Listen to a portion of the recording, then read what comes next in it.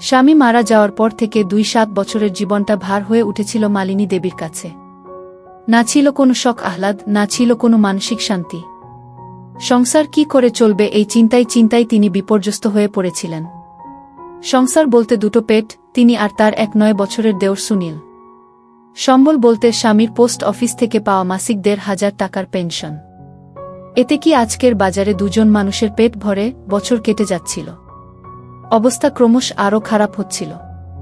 বাড়ির প্লাস্টার ভেঙে পড়ছে, টিউবওয়েল ভাঙা, সারাবার পয়সা নেই। গায়ের কাপড় পাতলা হতে হতে ছিঁড়ে যাওয়ার মতো অবস্থা। একদিন খেতে খেতে মালিনী তার দেওরকে বললেন, এভাবে আর সংসার চলছে না, তুই এবার একটা চাকরি খুঁজে দেখ। সুনীল উত্তর দিল, চাকরি কি গাছে ফলে যে চাইলেই পেয়ে যাব। তবুও দিদি তাকে বোঝালেন, চেষ্টা তো করতে হবে। ঘরের ছেলেরা যদি কিছু না আনে তবে সংসার চলবে কিভাবে। আলোচনার এক পর্যায়ে পুরনো দুঃখের কথা উঠল। সুনীল হঠাৎ শুনে অবাক হল, যে দাদাকে সবাই সম্মান করত তার জীবনেও ছিল অন্ধকার একদিক। মালিনী চোখে জল নিয়ে বললেন, তোর দাদা বাইরের খারাপ সঙ্গের দিকে টান পেত, এ কারণেই সংসারে অশান্তি হতো। স্বামী মারা যাওয়ার পর মালিনী দেবীর সংসার যেন আগুনের কুণ্ডলী হয়ে উঠল। দিনে দিনে দুঃখ আর অভাব ঘিরে ধরল তাকে। সংসারে মানুষ বলতে সে আর তার ছোট দেওর সুনীল। বয়সে মাত্র ১৯। দিদিকে ভরসা করেই দিন কাটত তার। কিন্তু ভরসার পাশাপাশি সংসারের দায়ও তো আছে। পেনশনের ১,৫০০ টাকায় মাসের খরচ চলে না। চাল, ডাল, তেল, লবণ, ওষুধ, জামাকাপড় সবকিছুর দাম আকাশছোঁয়া। একদিন ভাতের থালা সামনে রেখে মালিনী বলে উঠল, এভাবে আর সংসার চলছে না, তুই যদি কিছু না করিস তবে এই সংসার ভেসে যাবে। সুনীল কিছুক্ষণ চুপ থেকে উত্তর দিল, চাকরি কি গাছে ফলে যে ইচ্ছে করলেই পেয়ে যাব, তবে চেষ্টা করব দিদি। কথার ভেতরেও তার চোখে মুখে ছিল অদ্ভুত দ্বিধা। মালিনী তখনও বিশ্বাস করতে পারছিল না এই ছেলে আদৌ পারবে কিনা। কিন্তু সময় তো থেমে থাকে না। কয়েকদিন পর থেকেই সুনীল কাজের খোঁজে নামল চারদিকে। কখনো বাজারে গিয়ে লোকেদের জিজ্ঞেস করে ছোটখাটো কাজ আছে কিনা, কখনো আবার স্কুলের সামনে দাঁড়িয়ে টিউশনের খোঁজ করে। তবু তেমন কিছু হচ্ছে না। এদিকে ঘরে অভাব চেপে বসছে আরও।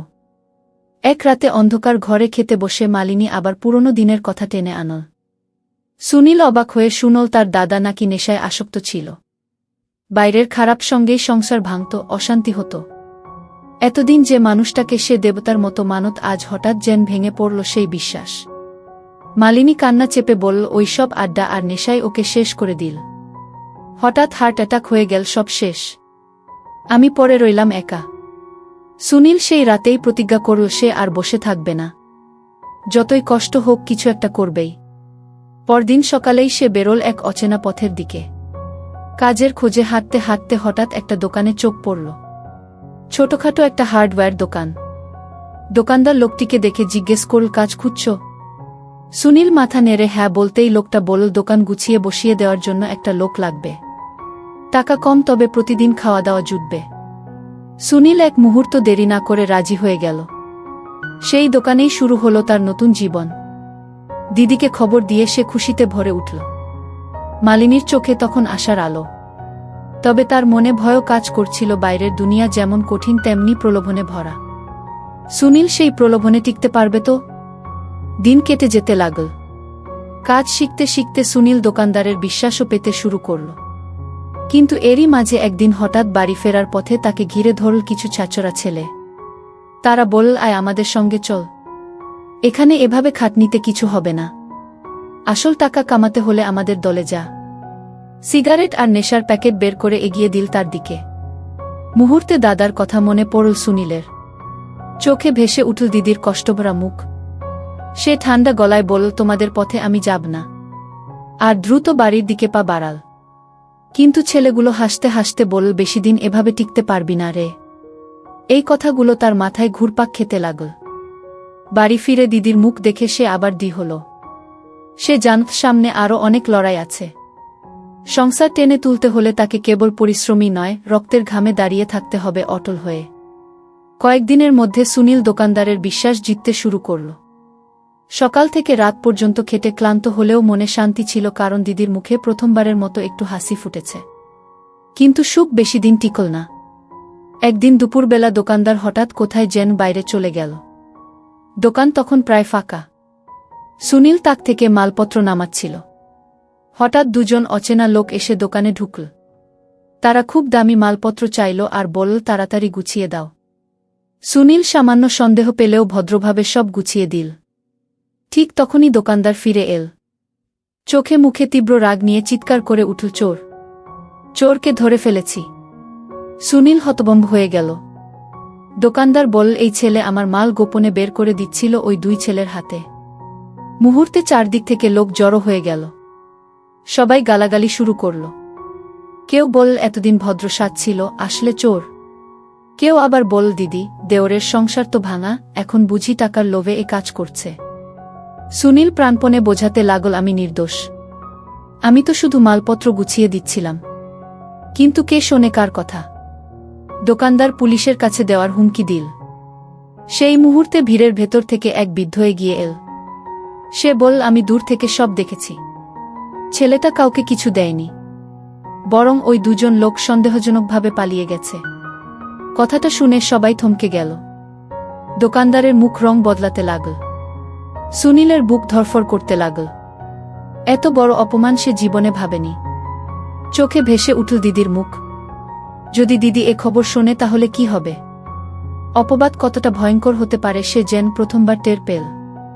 দোকানদার পরে গলা নামিয়ে বলল, ভুল বোঝাবুঝি হয়েছে। কিন্তু ততক্ষণে আশেপাশের মানুষ অনেক কথাই বলে গেছে। সুনীল জানল এ লড়াই শুধু অভাবের নয়, সমাজের অপবাদ, সন্দেহ আর ষড়যন্ত্রের সঙ্গেও লড়তে হবে। সেই রাতেই দিদিকে কিছু না বলে চুপচাপ বসেছিল বারান্দায়। চোখের কোণে জমে থাকা অশ্রু আর বুকের ভিতর জমে থাকা প্রতিজ্ঞা একসাথে ঝড় তুলছিল। সে জানত রাস্তাটা ভয়ঙ্কর দীর্ঘ, কিন্তু তবুও লড়াই থামানো যাবে না। সেদিনের ঘটনার পর থেকে সুনীলের ভেতর এক ধরনের অদ্ভুত অস্থিরতা বাসা বাঁধল। দোকানদারের মুখের ওই অপবাদ যেন এখনও কানে বাজছে।